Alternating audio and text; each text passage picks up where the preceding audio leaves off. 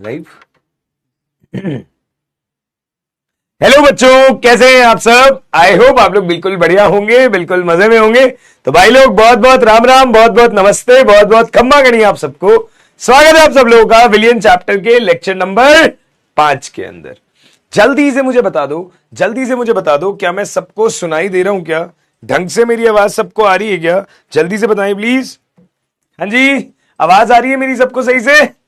बहुत बढ़िया, बहुत बढ़िया। Good evening, good evening, good evening. आइए शुरू करते हैं हमारा आज का डिस्कशन। हम लोग आ गए थे राउल्ट के नियम पर, राइट? हमें राउल्ट के नियम पे कुछ और बातें आज करनी है। हमने कुछ कुछ न्यूमेरिकल वाला पार्ट शुरू किया था, राइट? है ना? तो उसके आगे की चर्चा करेंगे। बहुत सही, बहुत सही, बहुत बढ़िया। चलिए आइए भाई। बिना वक्त जाया किए अगर आगे बढ़ने की कोशिश करें तो देखिए ध्यान से, आज का पहला टॉपिक क्या होने वाला है। हम बात करेंगे राउल्ट के नियम पे प्रैक्टिस। पहले मुझे एक सवाल करवाना है आपको, पहले मैं वो करवाता हूं। जब वो हो जाएगा तो उसके बाद में मैं क्या करवाऊंगा, ध्यान से देखिएगा। उसके बाद में मैं क्या करवाऊंगा, ध्यान से देखिएगा। हम बात करेंगे विलियन के प्रकार।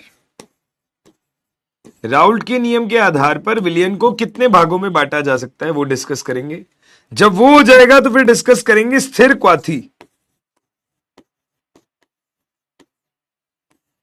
ठीक है, स्थिर क्वाथी। और जब ये भी डिस्कस हो जाएगा, जब ये भी डिस्कस हो गया और अगर समय बचा तो फिर हम शुरू करेंगे क्वेश्चंस। ठीक है जी, फिर हम करेंगे सवाल। पूरे टॉपिक जो भी आज पढ़ लेंगे उस पे पूरे पे। सही है जी, बढ़िया है। बेटा आवाज आ रही है? आप अपने फोन की वॉल्यूम बढ़ाएं या फिर क्लास को एक बार हटा के वापस से ज्वाइन करके देखें। मे बी आपके एंड से कुछ सर्वर इश्यू होगा। हाँ जी, ठीक है। वीडियो कॉल अभी नहीं करेंगे यार, वीडियो कॉल करेंगे कुछ टाइम में, अभी नहीं, बट ओके। चलिए, राउल्ट का नियम हम डिस्कस कर रहे थे। मैंने आपको बताया था X A P A naught plus X B P B naught. अगर मैं आपको, एक बच्चा कह रहा है मॉड्यूल कहां से मिलेंगे, तो बेटा मॉड्यूल आपको पीडब्ल्यू स्टोर से मिल जाएंगे। आप फ्लिपकार्ट या अमेजॉन से भी ऑर्डर कर सकते हैं, अपने बैच का नाम डाल के आपको मॉड्यूल वहां से भी मिल जाएंगे। तो फ्लिपकार्ट, अमेजॉन, पीडब्ल्यू स्टोर, तीनों में से कहीं से भी ले लीजिए। सही है, बढ़िया, ओके। अगर मैं एक बार आपको राउल्ट का नियम रिवाइज करवाऊं,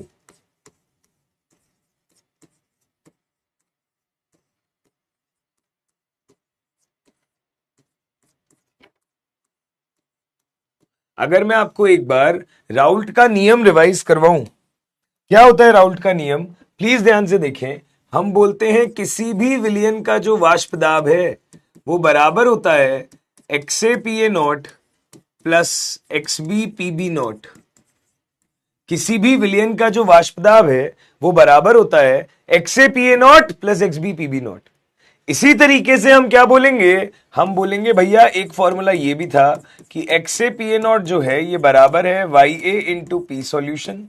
और इसी तरीके से X B P B naught जो है ये बराबर है Y B into P solution. हम बोलेंगे X A plus X B mole बिंद थे द्रवित अवस्था में, इनका योग हमेशा 1 होगा। इसी तरीके से वाई ए प्लस वाई बी मोल बिंद थे वाष्प अवस्था में, इनका सम भी हमेशा 1 होगा, है ना? द्रवित अवस्था का मोल बिंद का योग भी 1 होगा, वाष्पित अवस्था के मोल बिंद का योग भी 1 होगा। ये हमारे पास में राउल्ट का नियम है। ये हमारे पास में राउल्ट का नियम है। प्लीज ध्यान से देखें, ये सारी बातें हमने करी थी और इस पे क्वेश्चंस भी करे थे। एक बार ये वाला सवाल देखिए तो, एक बार ये वाला सवाल देखिए तो क्या है, प्लीज देखना। देखिए तो ये वाला क्वेश्चन क्या है। क्वेश्चन कह रहा है एक विलियन बन रहा है द्रव ए प्लस द्रव बी से मिलके। एक विलियन बन रहा है द्रव ए प्लस द्रव बी से मिलके। जब द्रव ए और द्रव बी से मिलके विलियन बन रहा है तो हम बोलेंगे 350 केल्विन ताप पर, 350 केल्विन ताप पर पी ए नॉट का मान हो गया 7 किलो पास्कल और पीबी नॉट का मान है, पी ए नॉट का मान 7 किलो पास्कल, पीबी नॉट का मान है 12 किलो पास्कल। ठीक है जी, आपको क्या बताना है? आपको बताना है वाई ए का मान यदि एक्स ए का मान है 0.4, वाई ए का मान यदि एक्स ए का मान है 0.4, option number A. Y A का मान है 0.76 और वाई बी का मान है 0.24, option number B. Y A का मान है 0.37 और वाई बी का मान है 0.63, ऑप्शन नंबर सी।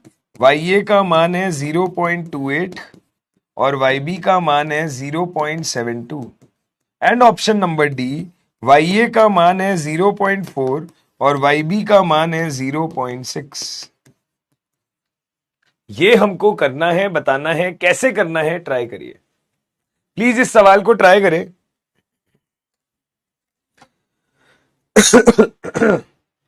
प्लीज इस सवाल को ट्राई करें। यस,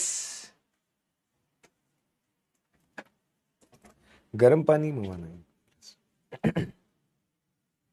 हाँ जी, प्लीज इस क्वेश्चन को ट्राई करके देखिए और बताएं क्या आंसर आ रहा है भाई।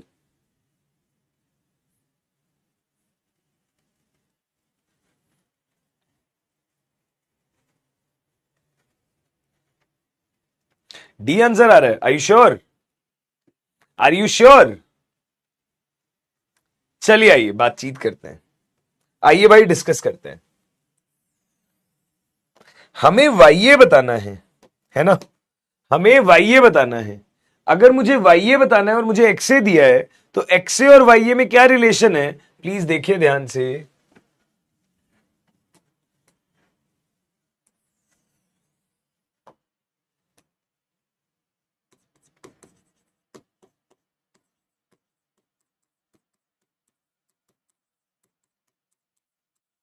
X A P A naught equal to Y A P S, है ना, X A P A naught equal to Y A P S. अच्छा जी, आइए भाई विलियन के वाष्पदाब की बात करते हैं। विलियन का वाष्पदाब क्या है? X A P A naught plus X B P B naught. Yes, X A का मान है 0.4 इंटू पी ए नॉट का मान है 7 किलो पास्कल, तो मैंने बोल दिया 7, अच्छा चलो किलो पास्कल में ही रखते हैं, प्लस एक्स बी का मान है 0.6 और पीबी नॉट का मान है 12, तो ये क्या हो जाएगा 2.8 प्लस 7.2, आंसर क्या आ जाएगा 10 किलो पास्कल। आंसर क्या आ जाएगा 10 kilo pascal.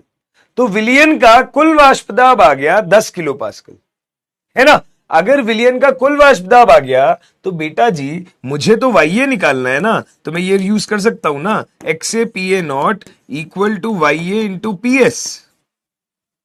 X A P A naught equal to Y A into P S, तो यहां से वाई ए का मान क्या आ जाएगा, X A P A naught upon P S, है ना, X A P A naught upon P S.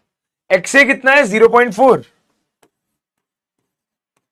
P A naught कितना है 7 kilo pascal, upon P S कितना है 10 किलो पास्कल, तो आंसर क्या आ गया 28 अपॉन 100, ये क्या आ गया 0.28।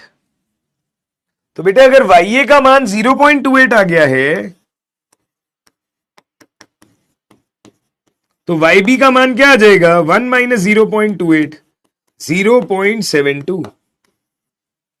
0.28 और वाई बी का मान आ गया 0.72, तो करेक्ट आंसर आ गया सी।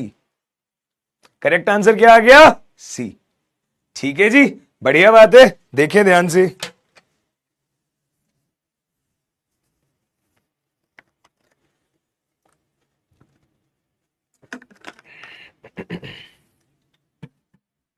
सही है ना, वाई ए का मान है 0.28, वाई बी का मान है 0.72। करेक्ट आंसर क्या आ गया सी ऑप्शन।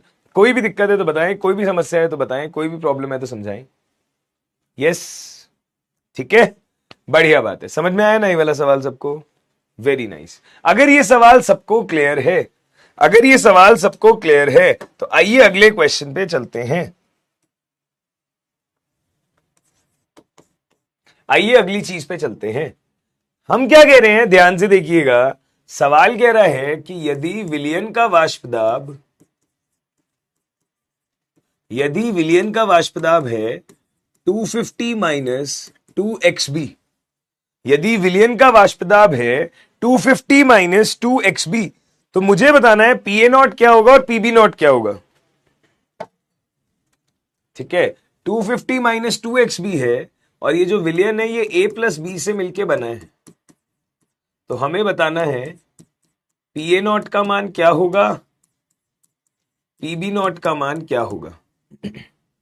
ठीक है, हमारे पास विलियन का वाष्पदाब है 250 माइनस 2xb, तो आपको बताना है पीए नॉट का मान क्या होगा और पीबी नॉट का मान क्या होगा। आइए बातचीत करते हैं, ध्यान से देखिएगा। अगर मैंने बोला xb का मान 1 है, अगर मैंने बोला xb का मान 1 है, मुझे ये दे दिया है और मुझे कह दिया a और b का विलियन है जिसमें विलियन का वाष्पदाब ये है, बताओ पीए नॉट क्या होगा, पीबी नॉट क्या होगा। तो मैंने आपको कल ही सिखाया था, मैंने आपको कल ही सिखाया था कि जब बीकर में केवल ए होगा तो पीए नॉट कहलाएगा वाष्पदाब, और बीकर में केवल बी होगा तो पीबी नॉट कहलाएगा वाष्पदाब। तो बेटा जी अगर मैं XB का मान यहां पे 1 रख दूं तो मेरे पास में जो वाष्पदाब आएगा निकल करके इस एक्सप्रेशन से वो क्या होगा, 250 माइनस 2 इंटू 1, तो आंसर इज 248। हम इसको mmHg बोल देते हैं लेट्स से, तो आंसर आ जाएगा 248 mmHg। और इसी तरीके से अगर मैंने पीए नॉट की बात करी तो हमारे पास क्या होगा, पीए नॉट कब आएगा बेटा, जब XB 1 है तो ये आ गया, और ऐसे ही जब XA 1 हो जाएगा तो पीए नॉट आ जाएगा। और ऑब्वियस सी बात है XA 1 होगा मतलब XB क्या हो जाएगा, 0। जब XA 1 होगा तो XB क्या हो जाएगा, 0। अगर XB 0 हो गया तो इस चीज को मैंने 0 कर दिया, तो पीए नॉट क्या आ जाएगा,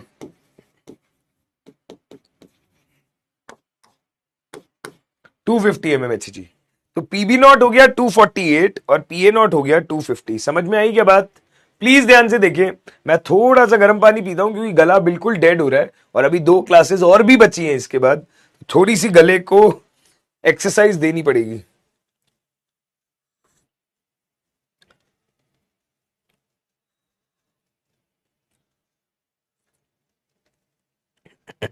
बताइए भाई, कोई डाउट? आई थिंक बच्चे कर पा रहे हैं, है ना? वेरी गुड बेटा। राउल्ट का नियम का अभी तक हमने सिर्फ केस 1 पढ़ा है जहां पे वाष्पशील विलेय है और वाष्पशील विलायक है ना।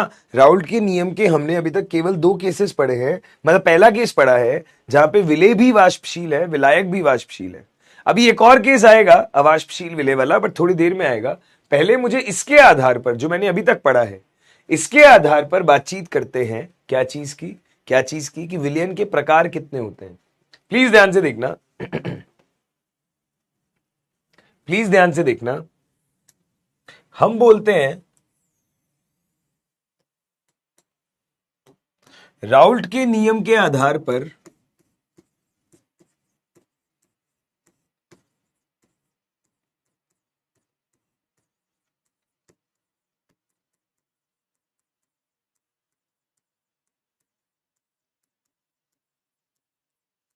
राउल्ट नियम के आधार पर विलयन के प्रकार, राउल्ट नियम के आधार पर विलयन के प्रकार। अगर मैं इसकी बात करता हूं तो विलयन आपके कितने तरीके के होते हैं, 2 तरीके के होते हैं। विलयन आपके कितने तरीके के होते हैं, 2 तरीके के होते हैं। एक है आदर्श विलयन,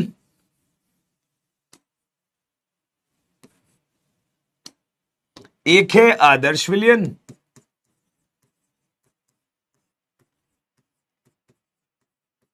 और एक होता है बेटे अनादर्श विलयन।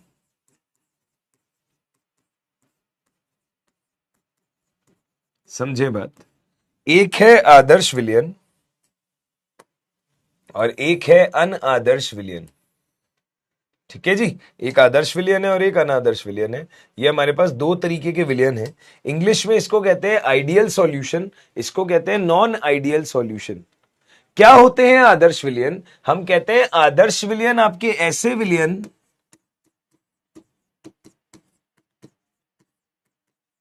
ऐसे विलियन जो हमेशा ऐसे विलियन जो हमेशा राउल्ट के नियम का पालन करते हैं। ध्यान से देखना बेटा,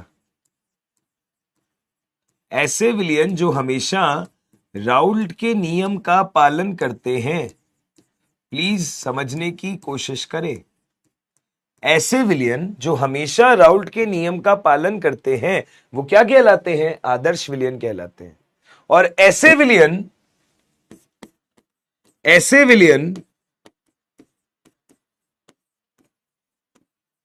जो कभी ऐसे विलियन जो कभी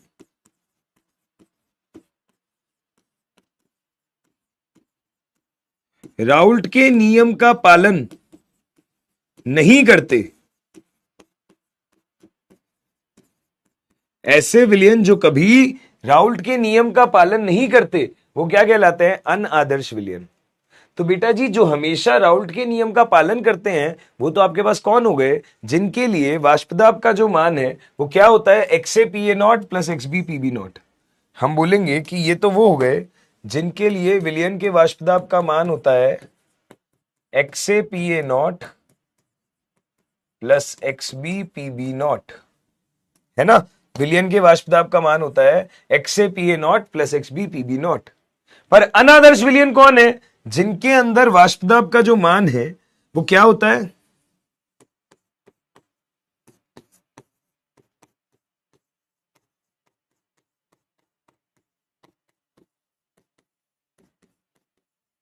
x A P A naught plus X B P B naught. अगर ये होता है तो इसका मतलब क्या है कि दो तरीके का होता है केस।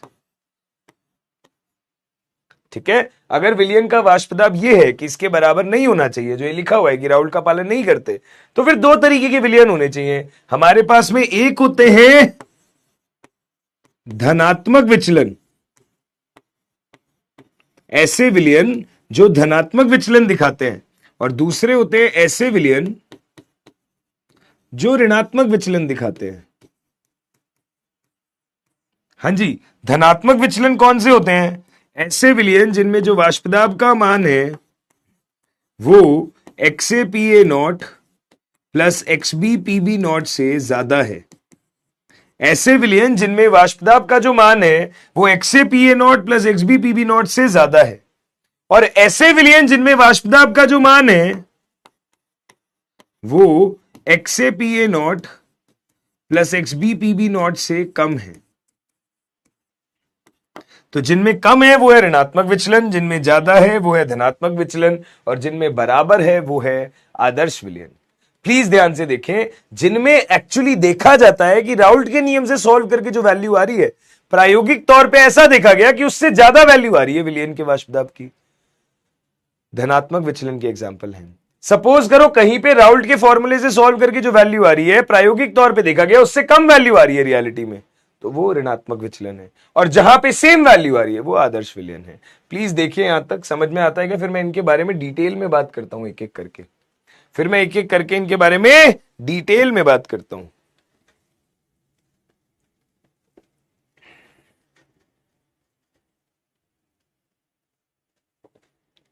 हाँ जी।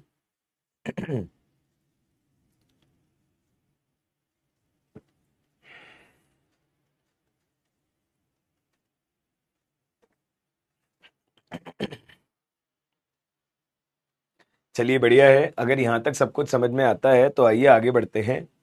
आइए आगे बढ़ते हैं। हमने बोला कि हमारे पास ऐसा है,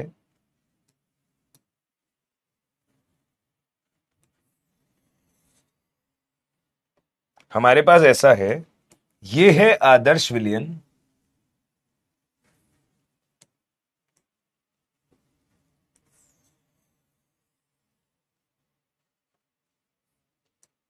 ये है आदर्श विलयन,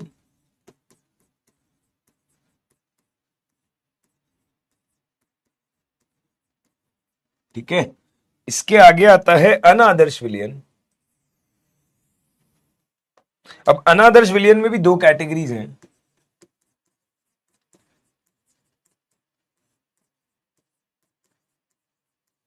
ये है धनात्मक विचलन,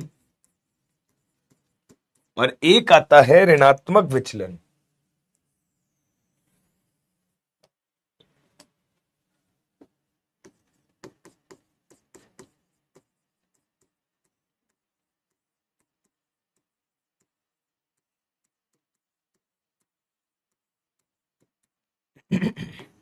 अनादर्श विलयन, ऋणात्मक विचलन, अनादर्श विलयन, धनात्मक विचलन, आदर्श विलयन।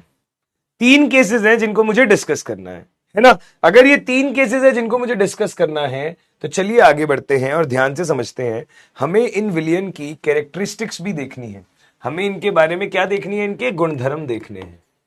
तो इस साइड में लिखूंगा इनके गुणधर्म और इनकी बातें, और यहां में लिखूंगा हर विलयन का टाइप, आदर्श, अनादर्श, अनादर्श में भी पॉजिटिव और नेगेटिव।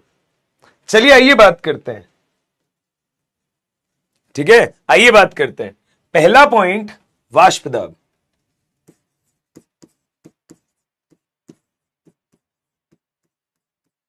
पहला पॉइंट, विलयन का वाष्प दाब। क्या है विलयन का वाष्प दाब? आदर्श विलयन के लिए होता है XaPa0 प्लस XbPb0। यह है आदर्श विलयन। XaPa0 प्लस XbPb0, ये क्या है? आदर्श विलयन का वाष्प दाब है। अगर हम धनात्मक विचलन की बात करते हैं तो हम बोलेंगे कि वाष्प दाब जो है वो XaPa0 प्लस XbPb0 वाली वैल्यू से भी ज्यादा है। और यहां पे हम क्या बोलेंगे?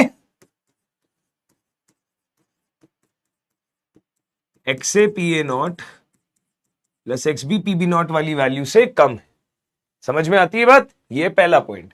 दूसरा पॉइंट देखें, दूसरा पॉइंट देखें, दूसरा पॉइंट क्या कह रहा है? दूसरा पॉइंट ये कहता है कि अगर मैंने विलेय को बोला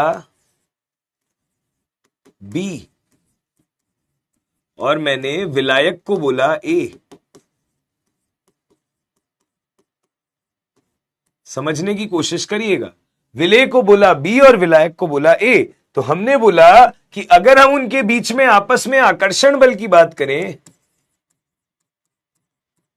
अगर हम आकर्षण बलों की बात करें तो मैंने बोला आदर्श विलयन एक ऐसा विलयन है जिसमें जैसा आकर्षण विलेय विलायक के बीच होता है ठीक वैसा ही विलायक के कणों के बीच में भी होता है और विलेय के कणों के बीच में भी होता है। ठीक है, जैसा आकर्षण विलेय विलायक के कणों के बीच होता है बिल्कुल वैसा ही विलेय के कणों में भी होता है और बिल्कुल वैसा ही विलायक के कणों में भी होता है। ठीक है जी, अगली बात करते हैं अनादर्श विलयन, धनात्मक विचलन। हम क्या बोलेंगे? यहां पे ना बेटा विलेय और विलायक के बीच में आकर्षण उतना मजबूत नहीं होता जितना विलेय विलेय के आपस के कणों में, विलायक विलायक के आपस के कणों में होता है। और ये बात तुक भी बनाती है। देखो भाई, एक बीकर में केवल विलेय के कण हैं, एक दूसरे के साथ खुश हैं। एक बीकर में केवल विलायक के कण हैं, एक दूसरे के साथ खुश हैं। पर तुमने दोनों को मिला के एक नए बीकर में डाल दिया, वो एक दूसरे के साथ खुश नहीं है। अगर वो एक दूसरे के साथ खुश नहीं है तो उनके बीच में आकर्षण बल कैसा होगा? मजबूत या बेकार? बेकार। बेकार होगा तो क्या वो एक दूसरे से दूर भागना चाहेंगे? बिल्कुल भागना चाहेंगे। अगर एक दूसरे से दूर भागना चाहेंगे मतलब वाष्प दाब क्या लगाएंगे? ज्यादा। मैंने कल ही पढ़ाया था, वाष्प दाब अन्योन्य आकर्षण बलों के व्युत्क्रमानुपाती होता है। तो अगर वो एक दूसरे से दूर भागना चाहेंगे तो वाष्प दाब ज्यादा लगाएंगे, इसलिए यहां वाष्प दाब राउल्ट वाली वैल्यू से भी ज्यादा आता है। और अगर मैं उस केस की बात करूं तो यहां हम क्या बोलेंगे कि विलेय और विलायक के बीच में जो आकर्षण बल है वो ज्यादा बेहतर है उनके अपने अपनों से। मतलब एक बीकर में केवल विलायक के कण हैं, एक बीकर में केवल विलेय के कण हैं। विलायक के कणों में आपस में आकर्षण बल ठीक ठाक सा है, विलेय के कणों में आपस में आकर्षण बल ठीक ठाक सा है। बट जब मैंने दोनों को एक नए बीकर में मिक्स कर दिया तो उनके बीच के आकर्षण बल जबरदस्त हो गए, बहुत बढ़िया हो गए। वो कह रहे हैं हम तो एक दूसरे के साथ ही रहना चाहते हैं। अगर एक दूसरे के साथ ही रहना चाहते हैं तो क्या आकर्षण बल बहुत मजबूत है? हाँ, अगर आकर्षण बल बहुत मजबूत है तो भाई क्या वो वाष्प दाब लगाना चाहेंगे? नहीं लगाना चाहेंगे। तो इस केस में वाष्प दाब क्या आता है? जो आपने सोचा था उससे भी कम आता है। देख पा रहे हैं क्या? तो ये पॉइंट होता है आकर्षण बलों का, जबकि यहां सब कुछ एक जैसा है इसलिए वाष्प दाब भी वैसा ही है। अच्छी बात। तीसरे पॉइंट पे आते हैं, तीसरे पॉइंट पे आते हैं। तीसरा पॉइंट क्या है? डेल्टा एच मिक्सिंग क्या मतलब होता है इसका? मिक्सिंग की एंथैल्पी।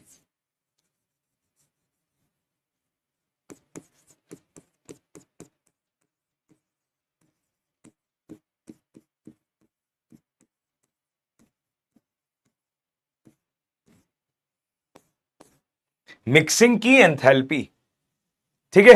क्या होता है जब विलेय और विलायक को आपस में मिक्स किया जाए, जब विलेय और विलायक को आपस में मिक्स किया जाए तो ना तो किसी प्रकार की ऊष्मा अवशोषित होती है, ना ही किसी प्रकार की ऊष्मा उत्सर्जित होती है। ऐसे केस के लिए हम डेल्टा एच मिक्सिंग क्या कहते हैं? जीरो। जब विलेय और विलायक को मिलाया जाए, उन्हें मिलाए जाने पर ना तो किसी प्रकार की ऊष्मा अवशोषित होती है, ना ही किसी प्रकार की ऊष्मा उत्सर्जित होती है। ऐसी स्थिति में जो मिक्सिंग की एंथैल्पी है उसे क्या कहते हैं? जीरो। अच्छा, मैंने बोला कि अगर आपने धनात्मक विचलन वाला विलयन होगा तो जब आपने विलेय विलायक को मिलाया तो हमेशा ऊष्मा अवशोषित होगी, और जब नेगेटिव डेविएशन बनाया तो हमेशा ऊष्मा उत्सर्जित होगी। इसका भी रीजन है बेटा जी। एक लाइन होती है केमिस्ट्री में, जब आबंध टूटते हैं, एक दूसरे से दूर जाते हैं, तो उसके लिए ऊष्मा अवशोषित होती है, बाहर से देनी पड़ती है, जब वो दूर जाएंगे एक दूसरे से। पर जब वो एक दूसरे के करीब आते हैं तो उसमें ऊष्मा उत्सर्जित होती है। तो बस ये देखो ना, ये एक दूसरे से दूर ही तो जा रहे हैं, जब भी तो वाष्प दाब ज्यादा है इसलिए ऊष्मा अवशोषित है। वो एक दूसरे के पास आ रहे हैं इसलिए वाष्प दाब कम है, इसलिए ऊष्मा उत्सर्जित है ना जी। बढ़िया, आइए अगले पॉइंट पे चलते हैं। अगला पॉइंट है डेल्टा वी मिक्सिंग।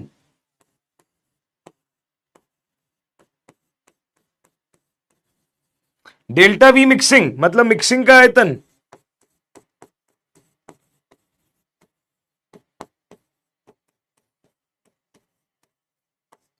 अगर मैं मिक्सिंग के आयतन की बात करता हूं तो बेटा जी विलेय विलायक को मिलाते हैं तो यहां जीरो, यहां पॉजिटिव, यहां नेगेटिव। मैं इन वैल्यूज को थोड़ा छोटा छोटा लिख लेता हूं ताकि मेरा काम इजीली बन जाए।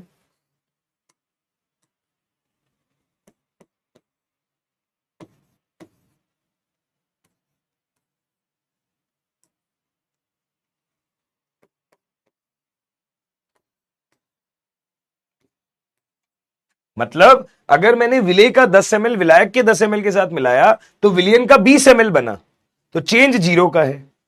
अगर विलेय का 10 ml विलायक के 10 ml के साथ मिलाया तो विलियन 20.2 ml का बना, बल्कि बनना कीजिए था 20 ml। 20.2 ml मतलब अंतिम आयतन प्रारंभिक आयतनों से ज्यादा है, तो डिफरेंस पॉजिटिव। और अगर मैंने 10-10 ml मिला के 19.9 ml का विलियन बना दिया तो यानी कि अंतिम आयतन कम है जितना बनना चाहिए था उससे, तो ये नेगेटिव। समझ में आती है बात? तो फर्स्ट केस में डेल्टा वी मिक्सिंग जीरो, यहां डेल्टा वी मिक्सिंग पॉजिटिव, वहां डेल्टा वी मिक्सिंग नेगेटिव। अगले केस पे आते हैं, अगले केस पे आते हैं। अगला केस है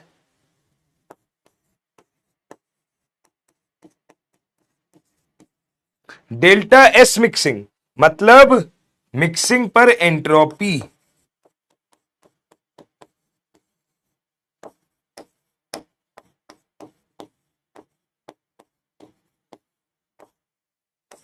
मिक्सिंग पर एंट्रोपी तो हम बोलते हैं जब विलेय और विलायक को मिक्स करके विलियन बनाया जाता है, जब विलेय और विलायक को मिक्स करके विलियन बनाया जाता है तो क्या कणों की संख्या बीकर में बढ़ती है?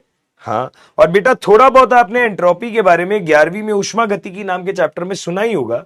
हम कहते हैं जब कणों की संख्या बढ़ती है तो एंट्रोपी भी बढ़ती है, क्योंकि सिस्टम में अनियमितता बढ़ती है, सिस्टम अनियमित हो जाता है ना। तो डेल्टा एस मिक्सिंग भी बढ़ता है। तो हमने बोला कि भैया डेल्टा एस मिक्सिंग हमेशा ही, चाहे तुम कैसा भी विलयन बना लो, विलयन बनाने का तो ऐसा है भाई कि कणों की संख्या बढ़ेगी, चाहे कोई से भी टाइप का विलयन बना लो, तो डेल्टा एस मिक्सिंग हर स्थिति में क्या आएगी? पॉजिटिव। डेल्टा एस मिक्सिंग हर स्थिति में क्या आएगी? पॉजिटिव। और इसी तरीके से अगर मैंने अगले पॉइंट पे चर्चा करने की कोशिश करी, प्लीज देखिएगा।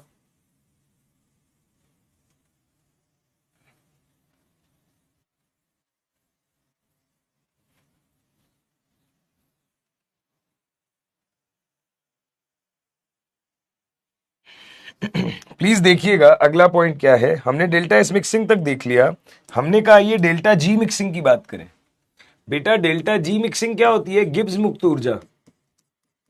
ये थोड़ी थर्मोडायनेमिक्स की बातें हैं, आपको दोबारा बताई जाएंगी आगे, बट अभी के लिए सुन के रखो।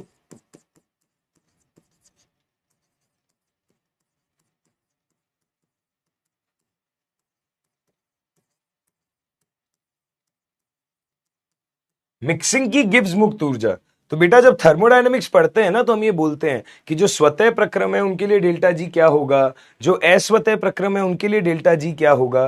तो समझिएगा बात कि जो आदर्श विलयन है उसके लिए डेल्टा जी का मान होगा ऋणात्मक। और कोई भी विलयन बना लो, विलयन बनना तो एक स्वतः प्रक्रम ही होता है, और अगर विलयन का बनना एक स्वतः प्रक्रम है तो स्वतः प्रक्रम के लिए डेल्टा जी का मान सदैव ऋणात्मक होता है। जो बच्चे कहेंगे सर ये बात आपने कैसे बोली, प्लीज कक्षा 11वीं चैप्टर ऊष्मा गति की लास्ट में गिब्स मुक्त ऊर्जा नाम का टॉपिक है, उसको पढ़ें, आपको समझ आएगा। स्वतः प्रक्रम क्या होते हैं, जो अपने आप हो जाते हैं। तो भाई अगर विलय और विलायक को एक जगह पे मिक्स करोगे तो विलयन अपने आप ही बनेगा। अगर अपने आप बनेगा तो एक स्वतः प्रक्रम है, और स्वतः प्रक्रम है तो उसके लिए डेल्टा जी का मान क्या है, लेस देन जीरो। उसके लिए डेल्टा जी का मान क्या है, लेस देन जीरो। समझ में आती है बात, बढ़िया। Less than zero, less than zero, less than zero, चाहे आदर्श विलयन हो चाहे अनादर्श विलयन हो, डेल्टा जी मिक्सिंग हमेशा ऋणात्मक होगा। ऐसे डेल्टा एस मिक्सिंग हमेशा धनात्मक होगा। ठीक है, बढ़िया है। इतनी बात समझ में आई। अगर इतनी बातें समझ में आती है तो अगला पॉइंट आता है एग्जाम्पल।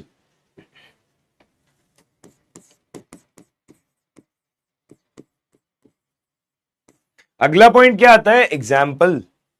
अगर अगला पॉइंट एग्जाम्पल है तो आप समझें आदर्श विलयन के क्या एग्जाम्पल है, धनात्मक विचलन के क्या एग्जाम्पल है, ऋणात्मक विचलन के क्या एग्जाम्पल है।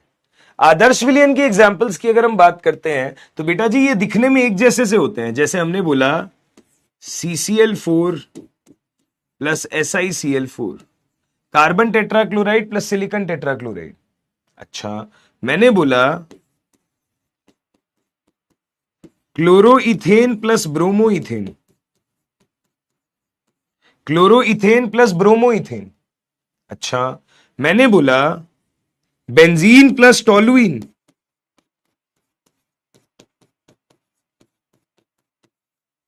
इसे कहते हैं बेंजीन, इसे कहते हैं टोलुइन। ठीक है, ये क्लोरोइथेन ब्रोमोइथेन, ये कार्बन टेट्राक्लोराइड और सिलिकॉन टेट्राक्लोराइड। इसी तरीके से और example, n hexane n heptane,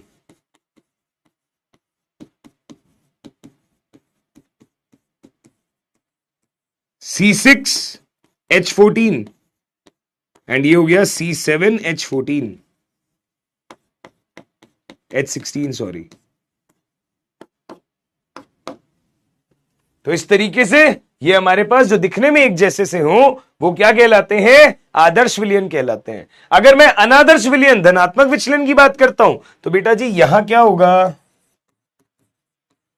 हम बोलते हैं एथेनॉल प्लस वाटर, हम बोलते हैं एथेनॉल प्लस एसीटोन, हम बोलते हैं कार्बन डाइसल्फाइड प्लस एसीटोन।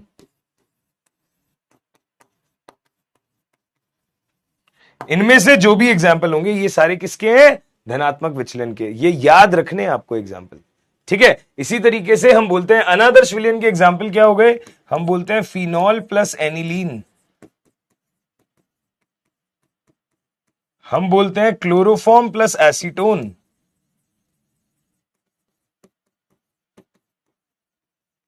हम बोलते हैं एसिड प्लस वाटर।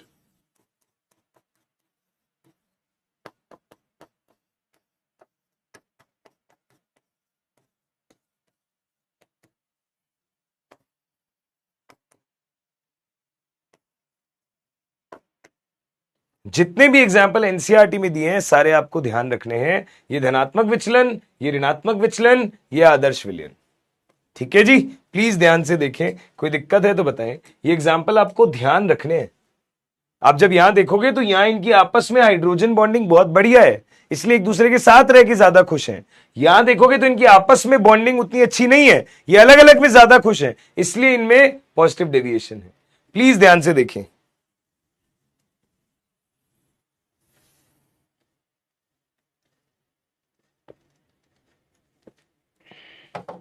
बेटा सांद्रता मैक्सिमम टाइम मोलरता वर्ड के लिए यूज होता है। सांद्रता जो है वो मैक्सिमम टाइम मोलरता के लिए यूज होता है। प्लीज देखिए भाई,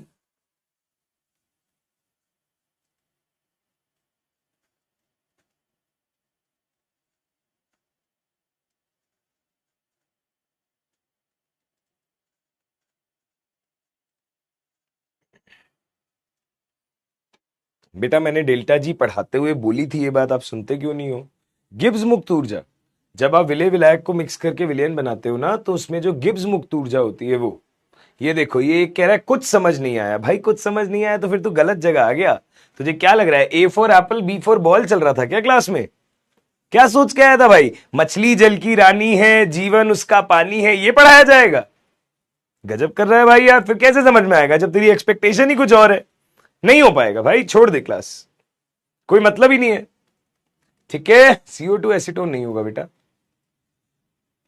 कार्बन टेट्राक्लोराइड, सिलिकॉन टेट्राक्लोराइड।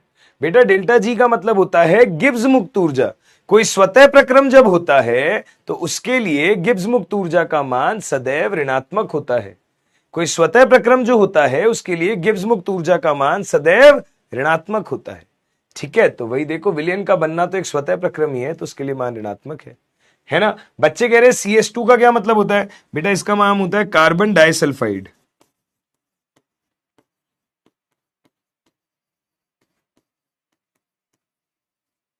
इसका नाम है कार्बन डाइसल्फाइड। बच्चे कह रहे हैं एसीटोन का फॉर्मूला बता दो, लिख लो भाई।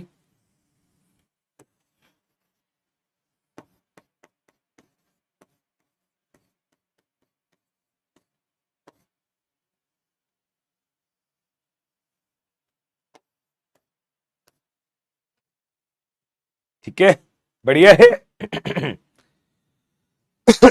ओके, तो बेटा जी इस पे डायरेक्ट सवाल आते हैं, इस पे डायरेक्ट सवाल आते हैं कि निम्न में से कौन सा एग्जाम्पल धनात्मक विचलन का है, निम्न में से कौन सा एग्जाम्पल ऋणात्मक विचलन का है ना? ये सारे सवाल आते हैं। ठीक है, चलिए जी, ओके, ध्यान से सुनो अगली चीज, इनके ग्राफ। बेटा अगर मैं इनके ग्राफ की बात करूं तो आइए इनका ग्राफ समझते हैं। अगर मैं इनके ग्राफ की बात करूं तो आइए इनके ग्राफ समझते हैं। बेटा पहली बात, विलियन चैप्टर में ये जो ग्राफ्स बनते हैं ना, इनके अंदर एक्स एक्सिस तो एक होती है, वाई एक्सिस दो होती है। अभी तक आपने जो ग्राफ्स देखे होंगे लाइफ में वो ऐसे होते हैं, एक एक्स एक्सिस और एक वाई एक्सिस। पर अब जो हम ग्राफ बना रहे हैं उसमें ये एक्स एक्सिस है, दो वाई एक्सिस है। दो वाई एक्सिस क्यों है सर? क्योंकि बेटा एक साइड हम विलय की बात करते हैं, एक साइड हम विलायक की बात करते हैं। एक साइड हम विलय की बात करते हैं और एक साइड हम विलायक की बात करते हैं। अगर एक साइड विलय और एक साइड विलायक की बात करते हैं तो आइए इसके बारे में डिस्कशन किया जाए। हम बोलते हैं कि भाई देखो, मैं तुम्हें रफली डायग्राम समझा रहा हूं, वैसे तो सही डायग्राम यहां बना हुआ है, बट तुम्हें समझाने के लिए प्लीज गौर से देखें, प्लीज गौर से देखें। यहां एक्स एक्सिस पे है मूल भिन्न,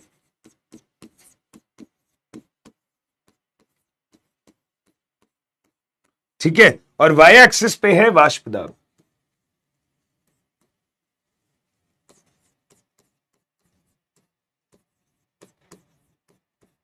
ठीक है, एक्स एक्सिस पे मूल भिन्न है, वाई एक्सिस पे वाष्प दाब है। एक साइड हम रखते हैं विलय,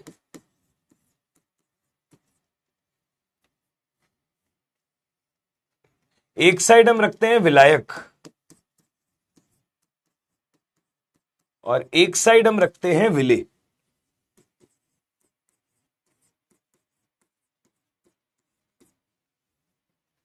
है ना? एक साइड रखते हैं विलायक और एक साइड रखते हैं विलय। अगर मैं मूल भिन्न की बात कर रहा हूं तो अगर ये वाली लाइन मेरी पूरी विलायक की है तो इस पॉइंट पे सिर्फ विलायक के बारे में बात होगी, मतलब विलायक का मूल भिन्न 1 है और विलय का मूल भिन्न 0 है। विलायक का मूल भिन्न 1 है और विलय का मूल भिन्न 0 है। ऐसे ही अगर मैंने इस लाइन की बात करी है तो हम बोलेंगे विलय का मूल भिन्न 1 है और विलायक का मूल भिन्न 0 है। विलय का मूल भिन्न 1 है, विलायक का मूल भिन्न 0 है। समझ में आती है बात? ये केवल विलायक की लाइन है, ये केवल विलय की लाइन है ना? बढ़िया। जब केवल विलायक या केवल विलय की बात होती है तो बेटा जी, जब केवल विलायक है तो इसकी वजह से जो भी वाष्पदाब होगा वो किसका होगा? शुद्ध विलायक का वाष्पदाब। और जब केवल विलय है तो उसकी वजह से जो वाष्पदाब होगा वो क्या होगा? शुद्ध विलय का वाष्पदाब। हाँ जी, जब केवल विलायक है बीकर में उसकी वजह से जो वाष्पदाब होगा वो PA0 होगा। जब केवल विलय है बीकर में उसकी वजह से जो वाष्पदाब होगा वो केवल विलय का वाष्पदाब होगा। अब आपको पता है कि बेटा जी जो विलायक है वो किस इक्वेशन से चलता है? PA = XA PA0। और इसी तरीके से जो पीबी है वो किस इक्वेशन से चलता है? PB is equal to XB PB naught. तो देखो भाई, मोलबेन वर्सेस वाष्प दाब, y इक्वल टू एमएक्स जैसा ग्राफ हो गया, y इक्वल टू एमएक्स जैसा ग्राफ हो गया। अगर ये y इक्वल टू एमएक्स जैसे ग्राफ हो गए तो समझिएगा मेरी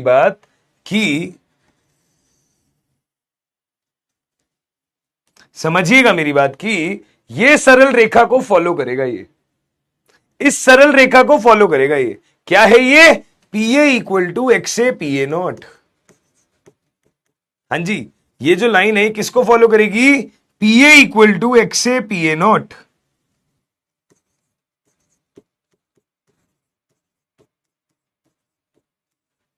इसी तरीके से अगर मैं विले की बात करता हूं तो विले के लिए इक्वेशन क्या है? PB equal to X B PB naught. अगर मैं इसके लिए सरल रेखा बनाता हूं तो ये क्या हो जाएगी? P B is equal to X B PB naught. क्या हो जाएगी? P B is equal to X B PB naught. समझे बात? ये P A equal to X A P A naught है, ये P B equal to X B PB naught है। बोलो हाँ या ना? है ना जी? क्योंकि y equal to m x का ग्राफ तो सरल रेखा ही होता है, ओरिजिन से पास होता है, वो भी आपको दिख रहा है। तो ये हो गया विलायक का, ये हो गया विले का, या ये हो गया विले का, ये हो गया विलायक का। एक वैल्यू ज्यादा एक वैल्यू कम। मैंने माना कि विलायक का शुद्ध वाष्प दाब विले से ज्यादा है। उन लोगों ने विलायक को उधर प्लॉट किया है, विले को इधर प्लॉट किया है। अब देखो, ये केवल विले की जर्नी है, केवल विलायक की जर्नी है। अगर विलियन की बात करनी है तो विलियन क्या होगा? इनका कॉम्बिनेशन। विलियन क्या होगा? इनका कॉम्बिनेशन। अगर विलियन इनका कॉम्बिनेशन होगा तो समझे बात, ये जो लाइन है ये क्या होगा? P S is equal to X A P A naught plus X B P B naught. ये जो लाइन होगी ये इनका कॉम्बिनेशन होगी, that is X A P A naught plus X B P B naught. समझे बात? X A P A naught plus X B P B naught. अगर P S का मान X A P A naught plus X B P B not होगा तो यही वाली equation यहां आ गई। तो बेटा जी दिखने में शेप वाइज उल्टा है, क्योंकि मैंने ए का मान ज्यादा लिया, उसने 2 को उधर प्लॉट किया है, पर ग्राफ बिल्कुल ये हो गया। अब ये आदर्श विलियन का ग्राफ है। ये जो ग्राफ है ये किसका है भाई? आदर्श विलियन,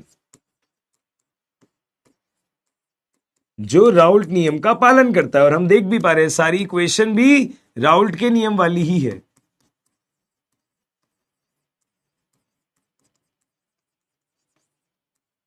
सारी इक्वेशंस भी राउल्ट के नियम वाली ही है। पर अगर मैं धनात्मक विचलन या ऋणात्मक विचलन की बात करता हूं, अगर मैं धनात्मक विचलन या ऋणात्मक विचलन की बात करता हूं तो धनात्मक विचलन क्या होगा? जब कुल वाष्प दाब इस वैल्यू से ज्यादा होगा, यही होता है धनात्मक विचलन। बेटा ये ओवरऑल वैल्यू अगर ज्यादा होनी चाहिए तो इसके ज्यादा होने के लिए क्या लॉजिक है? या तो ये ज्यादा हो या ये ज्यादा हो। तो ये जो मैंने अपर की साइड में ऐसे ऐसे कर्व बनाए हैं ये किसके हो जाते हैं? धनात्मक विचलन के। या फिर अगर मैं ऋणात्मक विचलन की बात करता हूं, अगर मैं ऋणात्मक विचलन की बात करता हूं तो हम क्या बोलेंगे? ओवरऑल वैल्यू इससे कम होनी चाहिए, या तो ये कम हो और या फिर ये कम हो, है ना? ओवरऑल वैल्यू इससे कम होनी चाहिए। तो बेटा जी जब ओवरऑल वैल्यू ज्यादा है तो धनात्मक विचलन, ओवरऑल वैल्यू उससे कम है तो ऋणात्मक विचलन। ध्यान से समझें, ये हमारे पास में कौन से विलियन है? अनादर्श विलियन।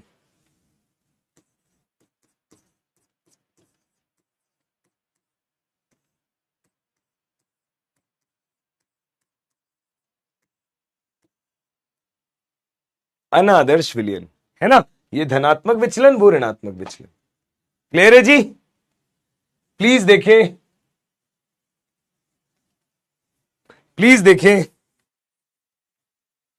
ग्राफ्स समझ में आए क्या?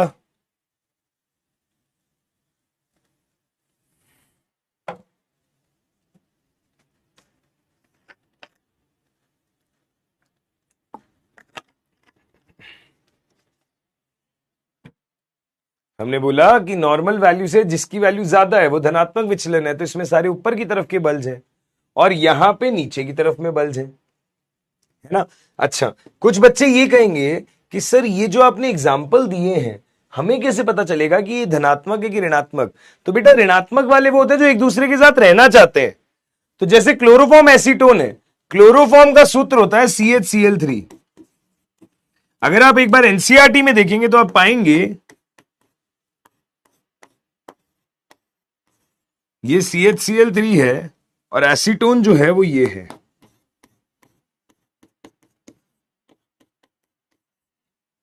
हम कहते हैं इसका हाइड्रोजन जो है वो इसके ऑक्सीजन के साथ में क्या करता है, हाइड्रोजन बॉन्डिंग करता है। और अगर ये हाइड्रोजन बॉन्डिंग करता है तो बेटा जी एक स्ट्रॉन्ग बॉन्ड बनता है, और स्ट्रॉन्ग बॉन्ड बनने की वजह से वो एक दूसरे के साथ रहते हैं, और अगर वो एक दूसरे के साथ रहते हैं तो बेटा जी वो ऋणात्मक विचलन करेंगे क्योंकि वो बाहर नहीं निकलना चाहेंगे।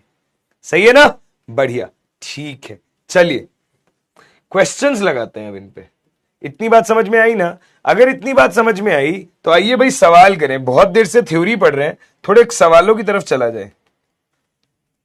प्लीज देखिएगा, सवाल करते हैं। बिल्कुल बेसिक सवाल से शुरू करूंगा मैं, बिल्कुल बेसिक सवाल से शुरू करूंगा मैं, और सारे PYQs ही होंगे ऑलमोस्ट, सारे PYQs ही होंगे ऑलमोस्ट। प्लीज ध्यान से देखिएगा। क्या है पहला सवाल?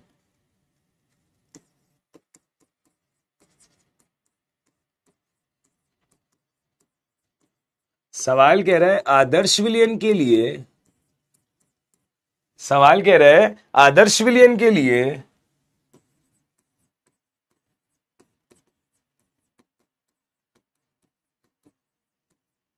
आदर्श विलयन के लिए निम्न में से किसका मान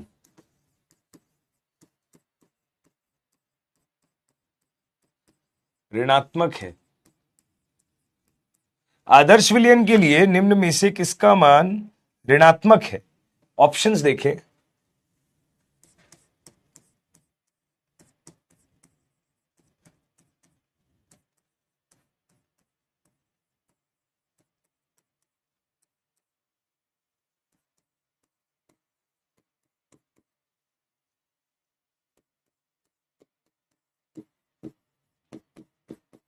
प्लीज देखिए ध्यान से, कैसे करेंगे इस क्वेश्चन को।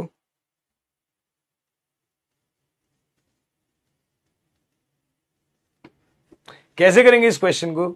आदर्श विलयन के लिए निम्न में से किसका मान ऋणात्मक है?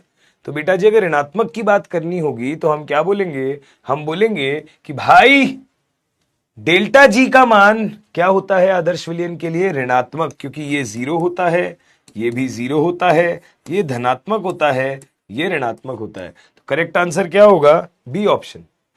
करेक्ट आंसर क्या होगा? B option. आदर्श विलयन के लिए डेल्टा जी का मान ऋणात्मक है, बाकी सबके मान अलग अलग आपने देख लिए, है ना। आइए अगले सवाल पे चलते हैं।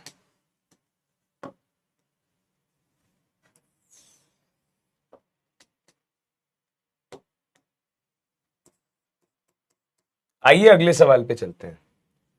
चलिए आइए अगला सवाल देखें। सवाल ये कह रहा है दो द्रव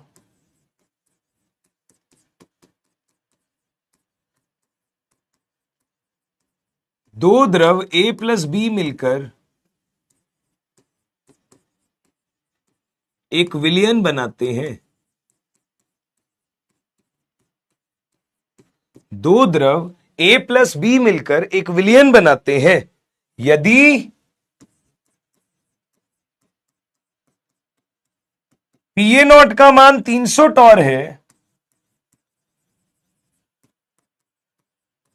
तथा PB0 का मान 800 टॉर है। PA0 का मान 300 टॉर है तथा PB0 का मान 800 टॉर है, तो दोनों द्रवों को मिक्स करने पर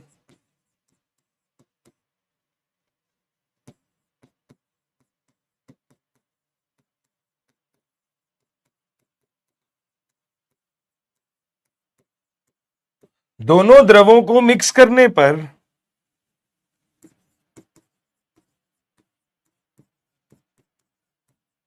दोनों द्रवों को मिक्स करने पर बनने वाले विलयन के लिए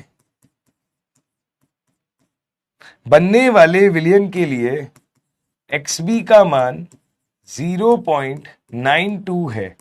दोनों द्रवों को मिक्स करने पर बनने वाले विलयन के लिए XB का मान 0.92 है एवं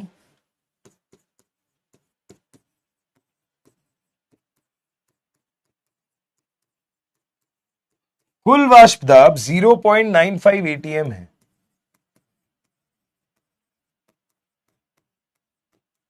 कुल वाष्प दाब 0.95 एटीएम है।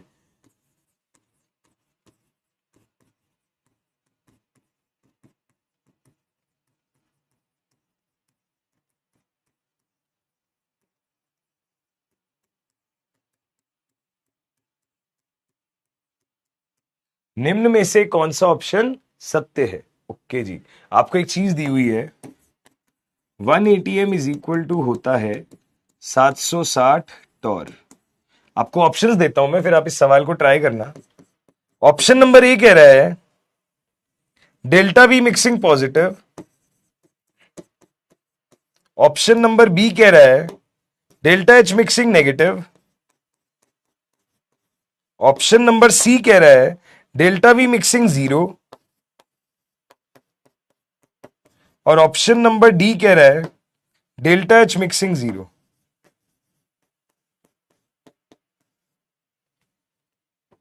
ठीक है जी, ये सवाल है, प्लीज ट्राई करना अपने दिमाग से, प्लीज ट्राई करना इसको।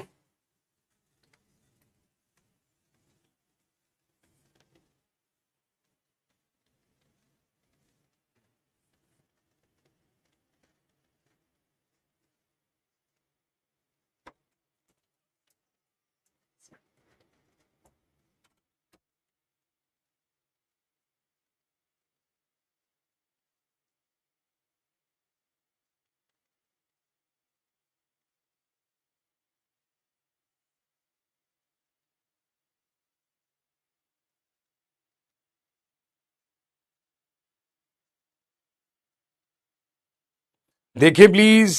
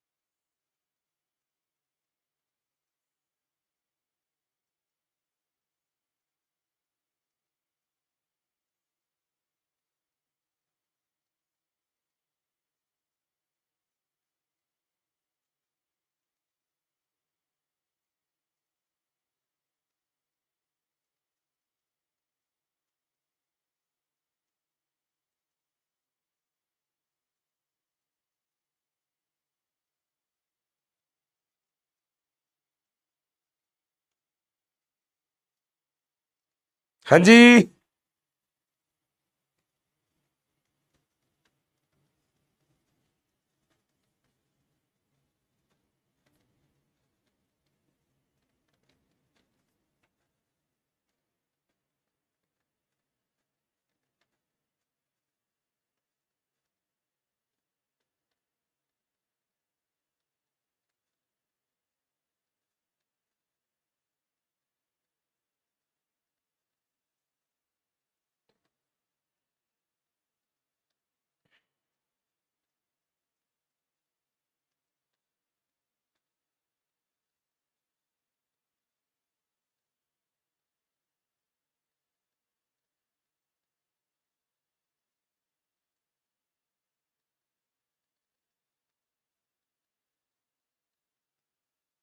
चलिए आइए डिस्कस करते हैं। बेटा सवाल देखो क्या पूछा गया है, पहले सवाल की लैंग्वेज समझना, लाइन बाय लाइन आपको समझ में आएगा। दो द्रव हैं, वो मिलके एक विलयन बना रहे हैं, उनमें दोनों का शुद्ध वाष्प दाब आपको दिया हुआ है। दोनों को मिक्स करने पर बनने वाले विलयन के लिए XB का मान 0.92 है, तो XA का मान 0.08 हो गया। कुल वाष्प दाब 0.95 ATM है। तो आपको बताना है कौन सा ऑप्शन सही है। अगर आप ऐसे दिमाग लगाओगे तो आप सोचोगे कि सब कुछ तो दिया हुआ है, निकाले क्या? सब कुछ तो दिया हुआ है, निकाले क्या? हमें बोला गया PA0 का मान है 300 टॉर, PB0 का मान है 800 टॉर। पीए नॉट का मान है 300 टॉर, पीबी नॉट का मान है 800 टॉर। तो अगर एक्सबी का मान 0.92 दिया हुआ है तो एक्सए का मान क्या हो जाएगा 0.08। एक्सबी का मान 0.92 है तो एक्सए का मान हो जाएगा 0.08। आपको विलियन का कुल वाष्प दाब कितना दिया हुआ है 0.95 एटीएम, यानी कि टॉर में कितना हो गया, इतना टॉर हो गया ना। बढ़िया है। निम्न में से कौन सा ऑप्शन सही है, निम्न में से कौन सा ऑप्शन सही है। बेटा अगर सब कुछ ही दिया हुआ है, पीएस एक्स से P A naught plus X B PB naught होता है, तो पीएस भी दे दिया, पीए नॉट भी दे दिया, पीबी नॉट भी दे दिया, एक्स एक्सबी भी दे दिया। बट फिर ऑप्शन देख के दिमाग लगाया कि हमें राउल्ट के नियम से प्रॉपर वाष्प दाब निकालना चाहिए और फिर इस वाली वैल्यू से कंपेयर करना चाहिए। अगर राउल्ट के नियम से आने वाला वाष्प दाब और ये वाला वाष्प दाब समान है तो ये एक आदर्श विलयन है। अदरवाइज अगर ये वैल्यू ज्यादा है तो धनात्मक विचलन है, और अगर इस वैल्यू से कम है तो फिर हमारे पास क्या है, अगर इस वैल्यू से कम है तो धनात्मक विचलन है, ज्यादा है तो ऋणात्मक विचलन है ना। ठीक है, तो आइए भाई पीएस हम लगाते हैं, ये पीएस डैश बोल दो इसको। हमने पीएस लगाया राउल्ट के नियम में,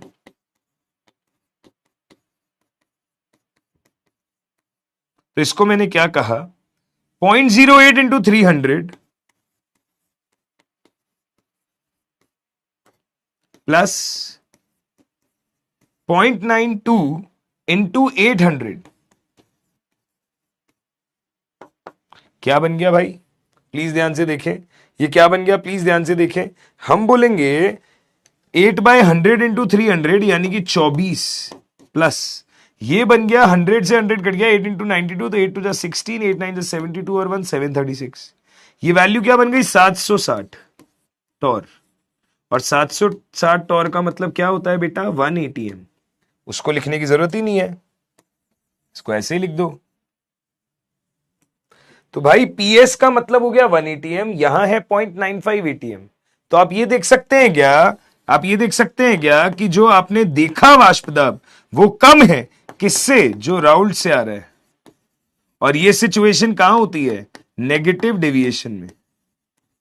ये सिचुएशन कहां होती है, नेगेटिव विचलन में, ऋणात्मक विचलन में। अगर ये चीज ऋणात्मक विचलन में होती है तो समझने की कोशिश करें, ऋणात्मक विचलन का क्या मतलब होता है, डेल्टा वी मिक्सिंग नेगेटिव, तो ये भी नहीं होगा और ये भी नहीं होगा।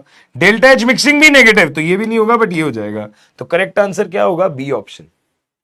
करेक्ट आंसर क्या होगा, बी ऑप्शन। प्लीज देखें ध्यान से, बढ़िया है, ठीक है साहब। तो हमने बोला बी ऑप्शन आपका इस सवाल के लिए सही दावेदार है। अगर बी ऑप्शन आपका इस सवाल के लिए सही दावेदार है तो देखें भैया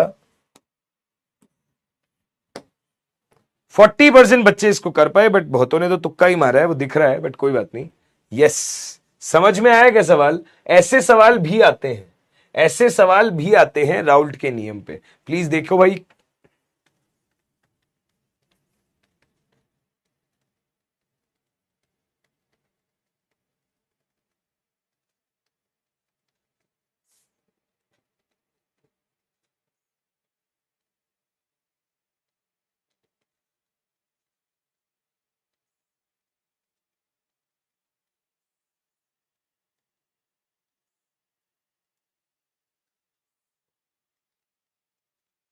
अगले सवाल पे चले, अगले सवाल पे चले क्या भाई, प्लीज देखें समझ में आया क्या। अगले सवाल पे चले दोस्त। अबे रिपीट रिपीट क्या करते रहते हो, ये बताओ ना क्या नहीं समझ में आ रहा उसमें पार्ट। कुछ भी पढ़ा दो रिपीट, कुछ भी पढ़ा दो रिपीट, गजब कर रहे हो भाई। ये बताया करो क्या नहीं समझ में आया, उस पार्ट को रिपीट करे ना। यस लक्की गुप्ता, ध्यान से देख बेटा, तेरे को ये बोल रहा है कि विलियन का ये वाष्प दाब देखा गया, बट जो तूने निकाला उसमें 1 एटीएम आया है ना। तो बेटा जी 0.95 और 1 एटीएम दोनों में अगर आप देखोगे तो राउल्ट वाली वैल्यू क्या है, ज्यादा, किससे, इससे। अगर राउल्ट वाली वैल्यू ज्यादा है इससे, यानी कि बेटा जी कैसा विचलन हुआ, ऋणात्मक विचलन। कैसा विचलन हुआ, ऋणात्मक विचलन। देखें जरा, राउल्ट वाली वैल्यू ज्यादा हो जाए जब विलियन के वाष्प दाब से, तो कैसा विचलन होता है, ऋणात्मक विचलन, है ना। बढ़िया, ठीक है। चलिए जी, आगे चलते हैं, आगे चलते हैं। प्लीज देखिए अगला सवाल। अभी तो मजा आएगा, जो बच्चे पढ़ने वाले हैं उनको। अगला सवाल देखिएगा।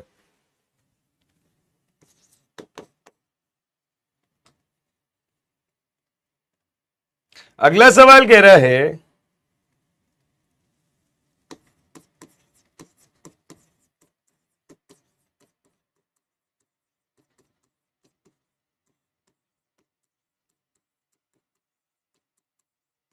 यदि दो वाष्पशील द्रवों का यदि दो वाष्पशील द्रवों का द्विअंगी विलयन बनाया जाए, यदि दो वाष्पशील द्रवों का द्विअंगी विलयन बनाया जाए, तो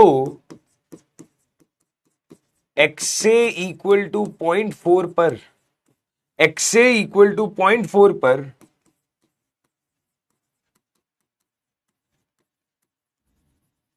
विलियन का वाष्प दाब 580 टॉर है। XA इक्वल टू 0.4 पर विलियन का वाष्प दाब 580 टॉर है। यदि PA नॉट का मान 300 टॉर तथा PB नॉट का मान 800 टॉर है, तो विलियन निम्न होगा। Option number A, HNO3 plus water. Option number B, C6H5Cl C6H5Br, chlorobenzene bromobenzene. Option number C, benzene toluene. Option number D, n hexane n pentane, n hexane n heptane. Please try करें, सवाल क्या होगा, कैसे होगा, क्या लगता है इस क्वेश्चन के लिए आपको। प्लीज कोशिश करें, अपनी तरफ से पूरा ट्राई करके देखिए भाई कैसे करोगे ये वाला सवाल, देखो।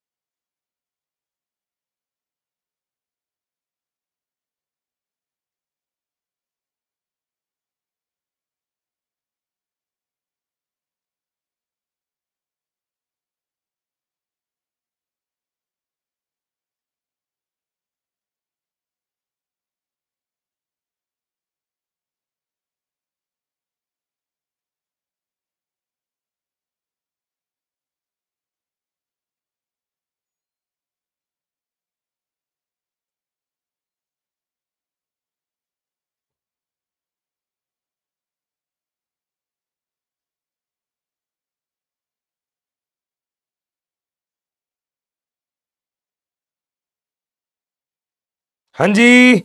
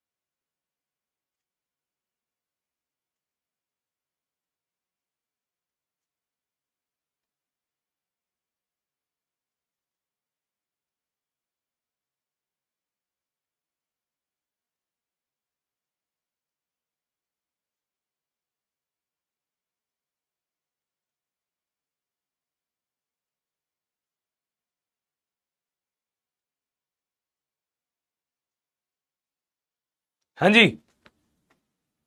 चलिए आइए डिस्कस करें। क्या करेंगे भाई? भाई देखो, अब सवाल की लैंग्वेज समझो, ऐसे ही सवाल आते हैं आजकल। सवाल तुम्हें धनात्मक और ऋणात्मक विचलन भी पूछ लेगा, राउल्ट का नियम भी पालन करवा लेगा, सब चीजें एक साथ। यदि दो वाष्पशील द्रवों का द्विअंगी विलयन बनाया जाए तो एक्सए का मान 0.4 है और विलयन का वाष्प दाब 580 टॉर है।